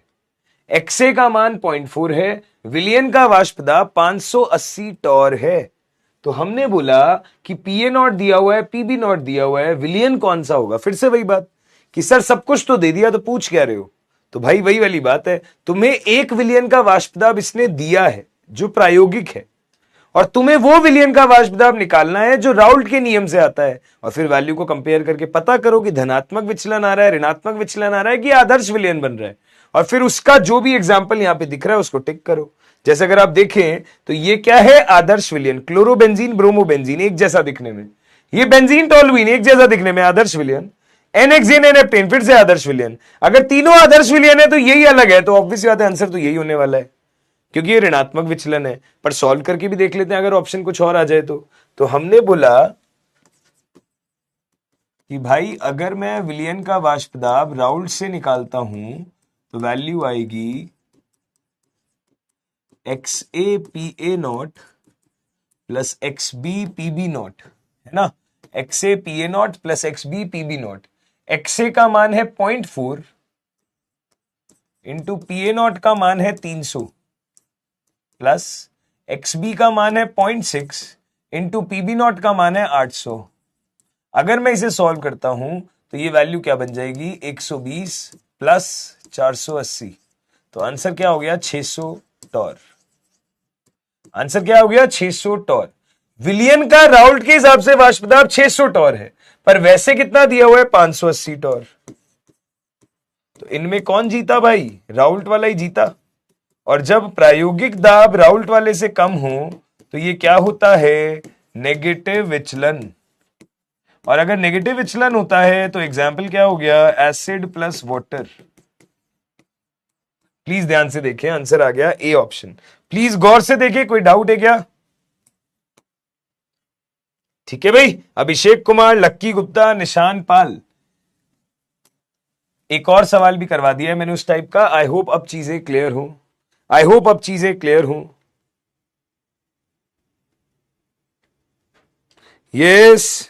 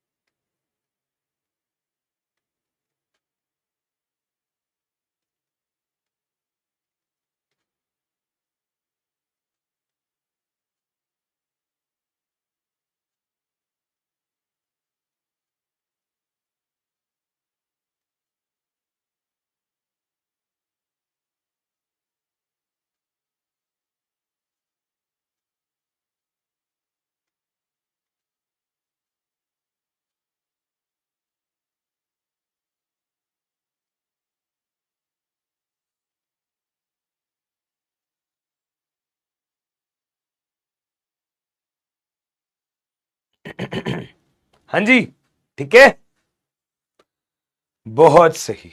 टॉर बेटा दाब की एक यूनिट होती है, जैसे एमएमएचजी होती है। कल मैंने लिखवाई भी थी ना, कल मैंने लिखवाई भी थी बेटा, टॉर एक यूनिट होती है दाब की, है ना।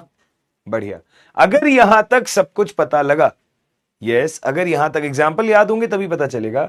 अगर यहां तक समझ में आता है तो बेटा जी अगली चीज पे चलते हैं, अगली चीज पे चलते हैं। अगली चीज क्या है? स्थिर क्वाथी। अगली चीज क्या है? स्थिर क्वाथी। ज्यादा पूछे तो नहीं जाते बट पता होना चाहिए, ज्यादा पूछे तो नहीं जाते पर पता होना चाहिए।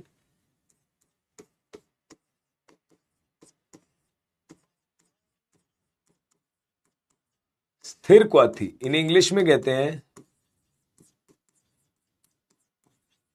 एजियोट्रूप्स। स्थिर क्वाथी जिन्हें इंग्लिश में कहते हैं एजियोट्रूप्स। क्या होते हैं स्थिर क्वाथी? स्थिर क्वाथी आपके एक स्पेशल टाइप के मिश्रण हैं। स्थिर क्वाथी आपके स्पेशल टाइप के मिश्रण हैं जिनमें क्या होता है? स्थिर क्वाथी स्पेशल टाइप के मिश्रण हैं जो एक स्थिर क्वथनांक पर ही रहते हैं, जिनके अंदर किसी भी विलेय या किसी भी विलायक का द्रवित अवस्था और वाष्पित अवस्था का मोल भिन्न सेम होता है, उनकी संगठन सेम होती है। ठीक है, हमने बोला ऐसे विलयन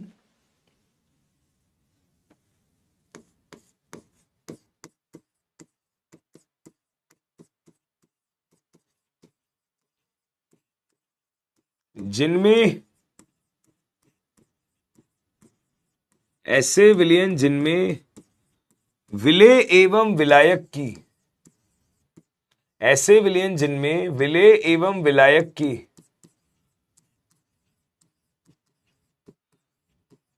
द्रवित एवं वाष्पित अवस्था के, द्रवित एवं वाष्पित अवस्था के मोल भिन्न समान होते हैं।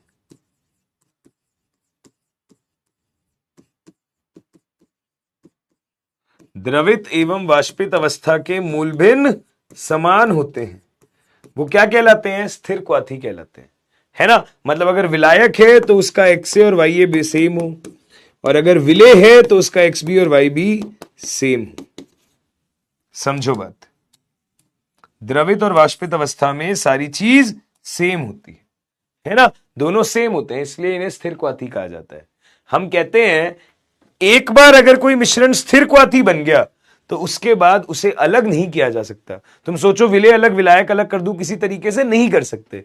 एक बार अगर स्थिर क्वाथी मिश्रण बन गया तो उसे अलग नहीं किया जा सकता। यदि एक बार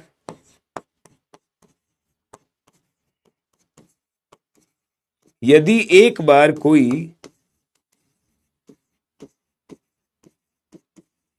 स्थिर क्वाथी मिश्रण बन गया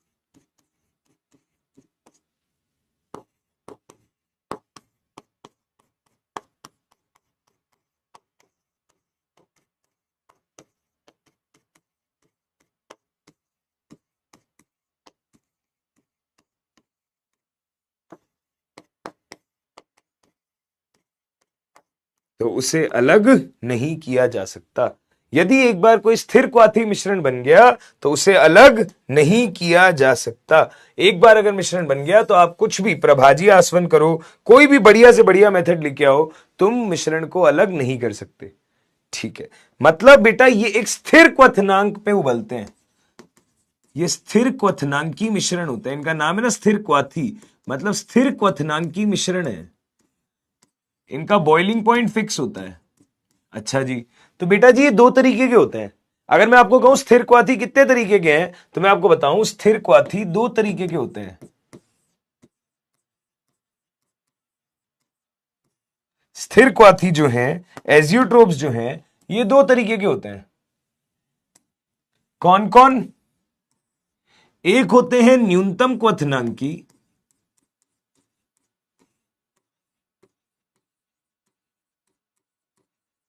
और एक होते हैं अधिकतम क्वथनांकी।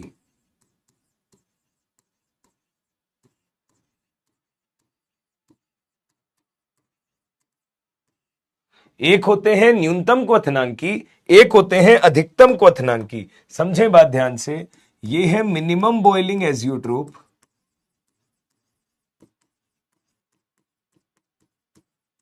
और ये है मैक्सिमम बॉइलिंग एजियोट्रोप।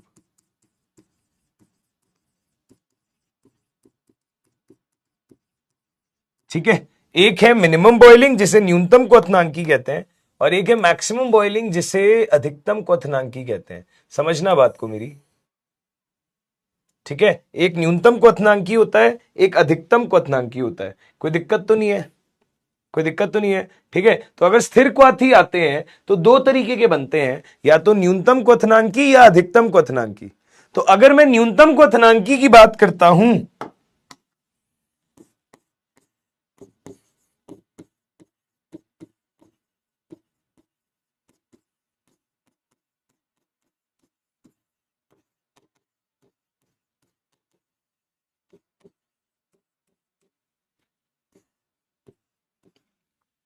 अगर मैं न्यूनतम क्वथनांकी स्थिर क्वाथी की बात करता हूं, तो ये ऐसे स्थिर क्वाथी मिश्रण है जिसमें विलयन का क्वथनांक जो है वो विलेय और विलायक दोनों के क्वथनांक बिंदु से कम होगा। ऐसे मिश्रण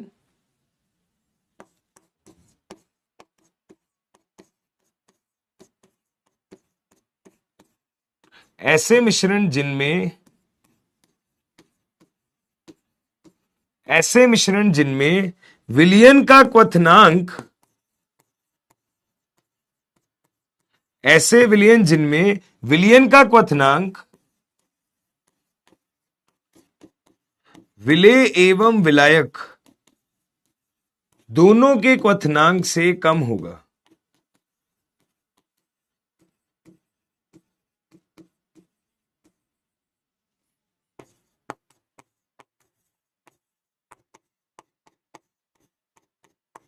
विलेय एवं विलायक दोनों के क्वथनांक से कम होगा।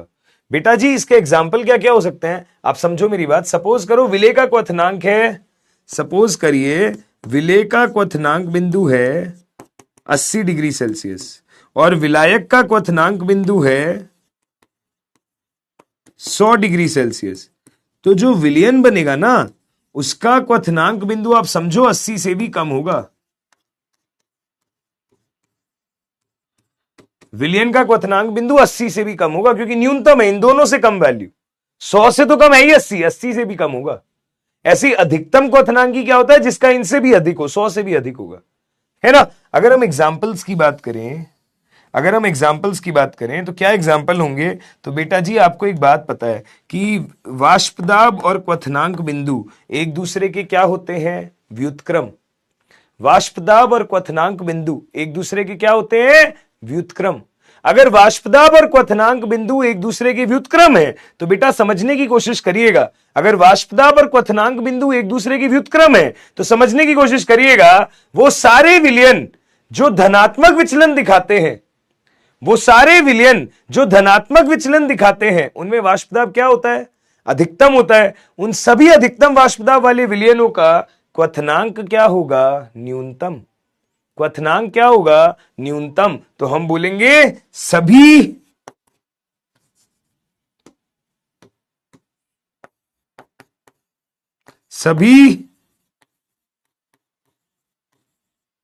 धनात्मक विचलन वाले विलयन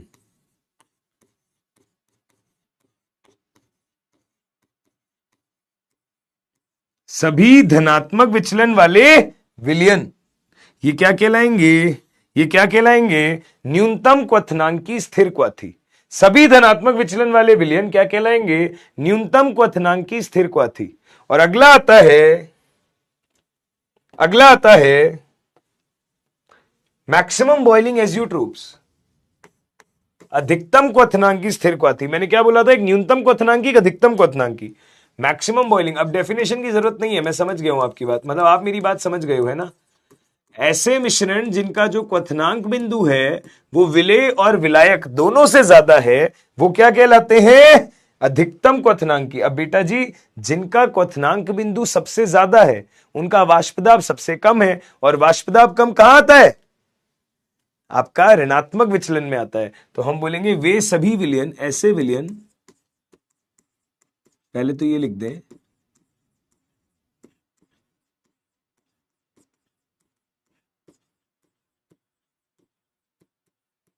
ऐसे विलयन जिनके क्वथनांक बिंदु ऐसे विलयन जिनके क्वथनांक बिंदु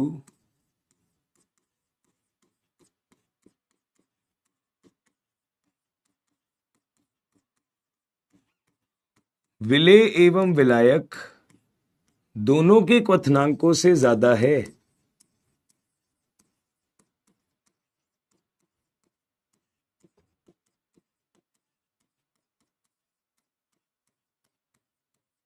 वो क्या कहलाएंगे? अधिकतम क्वथनांकी कहलाएंगे। एग्जाम्पल देखिएगा, हम बोलेंगे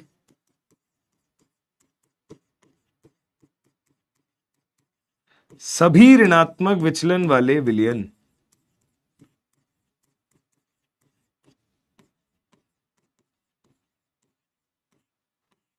सभी ऋणात्मक विचलन वाले विलयन, ठीक है जी। जैसे कि हमने बोला HNO3 plus water, phenol plus aniline, chloroform plus acetone, वो सभी के सभी क्या होते हैं? मैक्सिमम बॉइलिंग एजियोट्रोप्स होते हैं, है ना। तो स्थिर क्वाथी वो होते हैं ऐसे मिश्रण जो स्थिर क्वथनांक पे रहते हैं, और जो स्थिर क्वथनांक पे रहते हैं तो वो दो तरीके के हैं, या तो न्यूनतम क्वथनांकी या अधिकतम क्वथनांकी। न्यूनतम क्वथनांकी मतलब ऐसे विलयन जिनका वाष्पदाब अधिकतम है, और अधिकतम क्वथनांकी मतलब ऐसे विलयन जिनका वाष्पदाब न्यूनतम है। दोनों ही बातें हमने कर ली और हमने डिस्कस भी कर ली। प्लीज ध्यान से देखें, कोई दिक्कत है तो बताएं।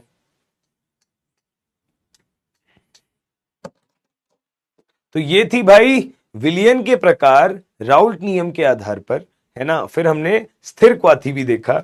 ये सारी चीजें जब तक चल रही थी जब आपने राउल्ट नियम का केस नंबर 1 पढ़ा था। ये सारी चीजें जब तक चल रही थी जब आपने राउल्ट नियम का केस 1 पढ़ा था। राउल्ट नियम का केस 1 क्या कहता है कि आपका विलेय भी वाष्पशील है और विलायक भी वाष्पशील है। विलेय भी वाष्पशील है और विलायक भी वाष्पशील है। अब हम जाएंगे राउल्ट नियम के केस नंबर 2 पर, जब आपका विलेय अवाष्पशील हो और विलायक वाष्पशील हो। जब आपका विलेय अवाष्पशील हो और विलायक वाष्पशील हो, प्लीज देखना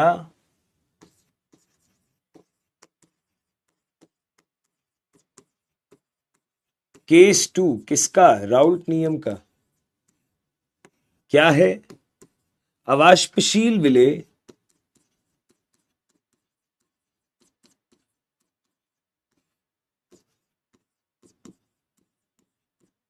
प्लस वाष्पशील विलायक।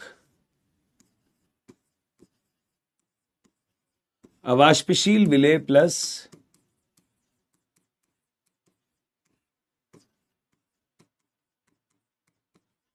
वाष्पशील विलायक। अगर अवाष्पशील विलेय और वाष्पशील विलायक का कॉम्बिनेशन है तो हमने बोला अवाष्पशील विलेय को बी से रिप्रेजेंट करते हैं और वाष्पशील विलायक को ए से रिप्रेजेंट करते हैं, है ना। अवाष्पशील विलेय को बी से रिप्रेजेंट करते हैं, वाष्पशील विलायक को ए से रिप्रेजेंट करते हैं। तो हमने बोला है भैया ऐसा है, अगर कोई चीज अवाष्पशील है तो मतलब उसका कोई वाष्पदाब तो लगना नहीं है। अगर कोई चीज अवाष्पशील है तो उसका कोई वाष्पदाब तो लगना नहीं है। बट अगर कोई चीज वाष्पशील है तो डेफिनेटली उसका वाष्पदाब लगने वाला है। मतलब विलयन का जो वाष्पदाब है वो इस पे निर्भर कर रहा है, इस पे निर्भर नहीं कर रहा।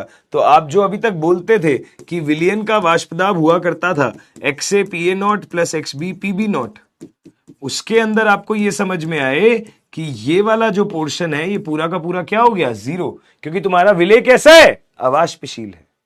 अगर विलेय अवाष्पशील है तो बेटा जी आपको ये बात समझ में आई क्या कि P सॉल्यूशन अपॉन PA0 अगर मैं करूं तो ये चीज किसके बराबर है? विलायक के मूल भिन्न के, या मैं बोल दूं 1 माइनस विलेय के मूल भिन्न के। 1 माइनस विलेय के मूल भिन्न के। अगर मैं XB को इधर ले जाऊं और उस चीज को उधर ले जाऊं तो ये क्या बन जाएगा?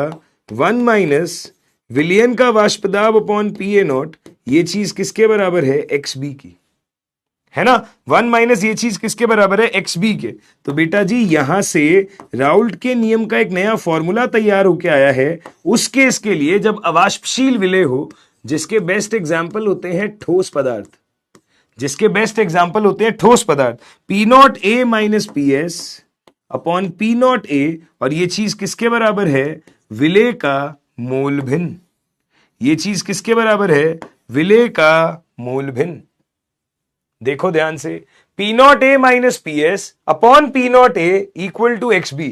यहां पे P0A क्या है? विलायक का शुद्ध वाष्प दाब, पीएस क्या है, विलयन का वाष्प दाब, एक्सबी क्या है, विलेय का मोल भिन्न। और इस चीज को एक और नाम भी देते हैं जिसे हम पढ़ेंगे अगली क्लास में इसके डायग्राम के साथ।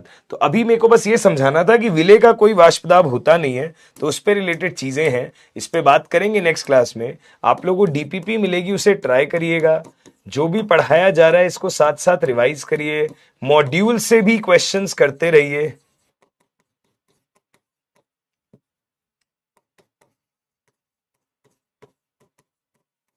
मॉड्यूल से भी क्वेश्चंस करते रहिए। हम मिलते हैं नेक्स्ट क्लास के अंदर, ठीक है? और वहां पे बात करेंगे राउल्ट के अगले नियम की, और एक टॉपिक शुरू करेंगे जिसका नाम है अणु संख्या गुणधर्म। बेटा अब इस बैच में भी बैकलॉग बना लिया, तो संडे आ रहा है, जल्दी से जल्दी सारा बैकलॉग निपटा ले, इससे ज्यादा बैकलॉग बनना नहीं चाहिए, ठीक है? हमने क्या बोला, अगली क्लास में अणु संख्या गुणधर्म पे बातें करेंगे और चैप्टर को आगे लेके जाएंगे, ठीक है बेटा? चलिए, thank you so much, take care, bye bye.